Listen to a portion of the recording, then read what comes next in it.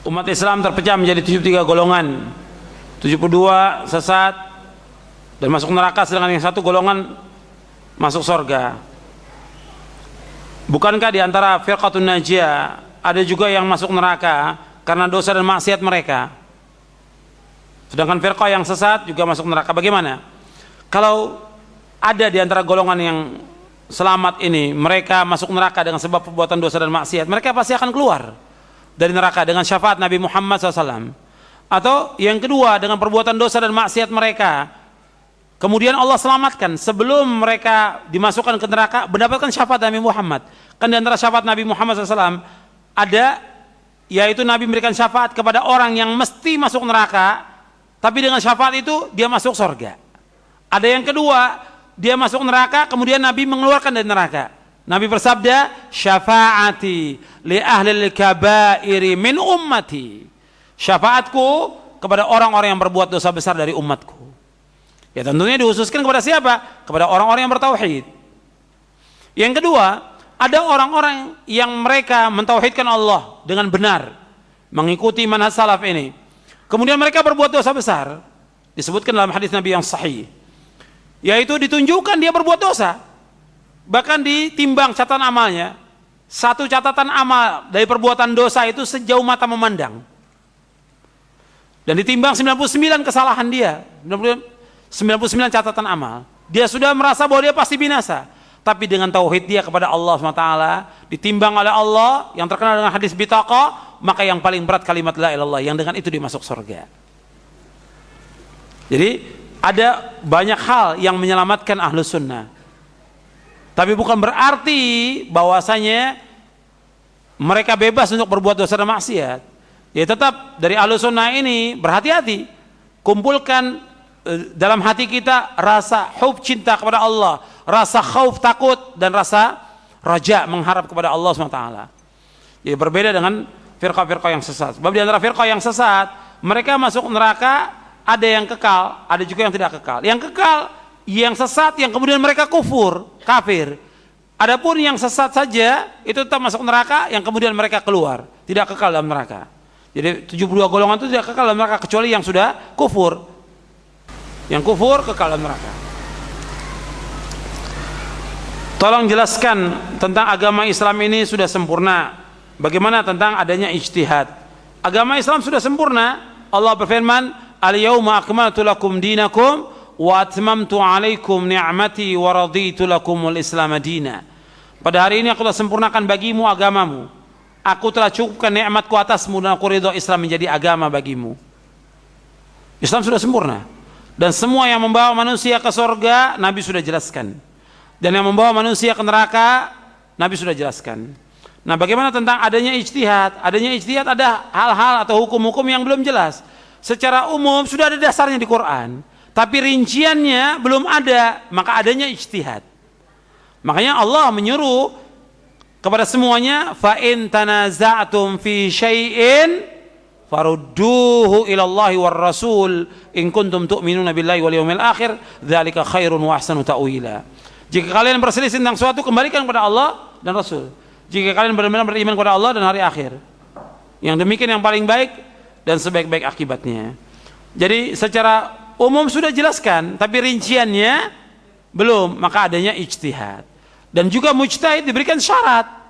Syaratnya mereka harus orang-orang yang menguasai Al-Quran, menguasai sunnah Nabi yang sahih, mereka menguasai bahasa Arab, menguasai ilmu hadis, menguasai ilmu usul fiqih, menguasai ilmu jarh wa ta'dil, menguasai nasih dan mansukh dan yang lainnya.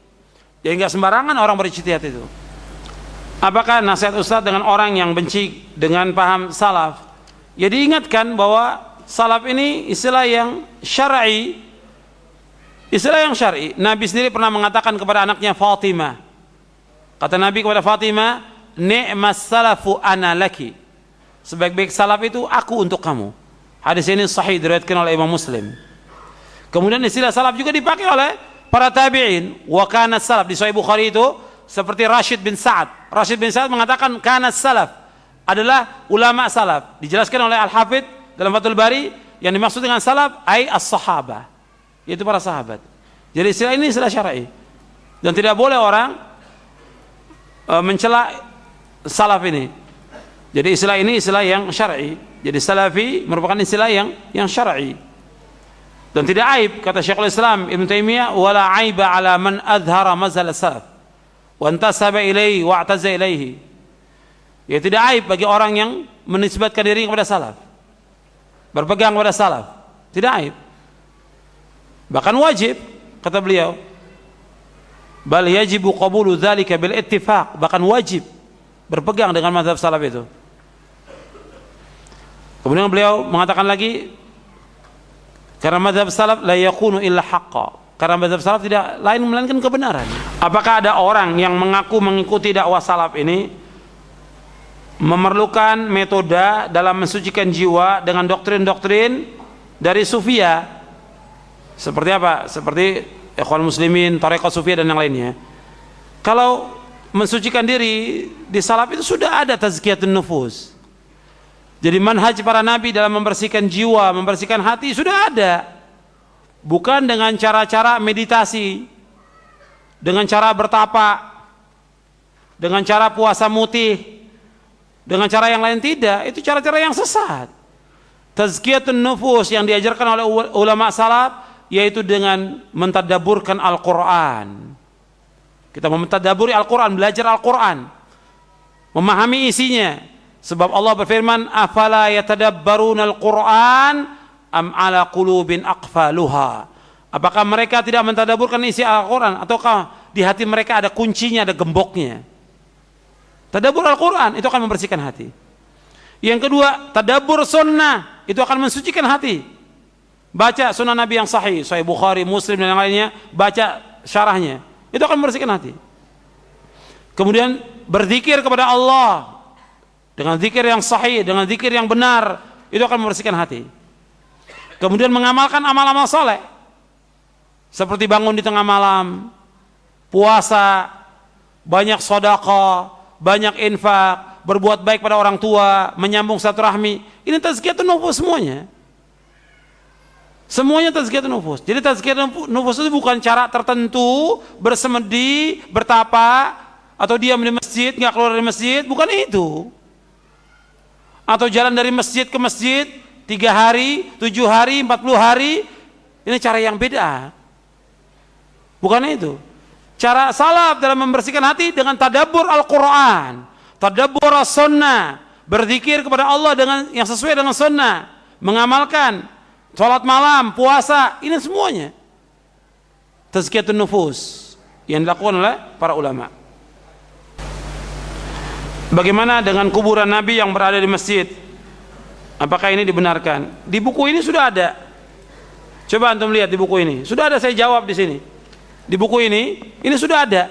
Saya jelaskan tentang tidak bolehnya menjadikan masjid sebagai kuburan. Antum bisa lihat. Dan bagaimana tentang kuburan Nabi yang ada di Masjid Nabawi. Ini sudah saya jelaskan. Dan saya jawab dengan jawaban para ulama Ahlussunnah. Jawaban Syekh Albani, Syekh bin Ba, Syekh Utsaimin dan yang lainnya.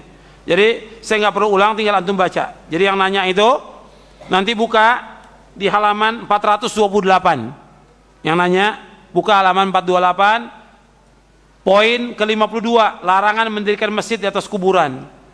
Ini saya bahas penjelasan para ulama tentang ini dari halaman 428 sampai halaman 438.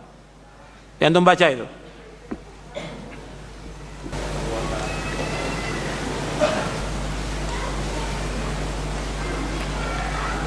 Bagaimana pendapat para ulama tentang keadaan yang ada di Lebanon, di Irak, Palestina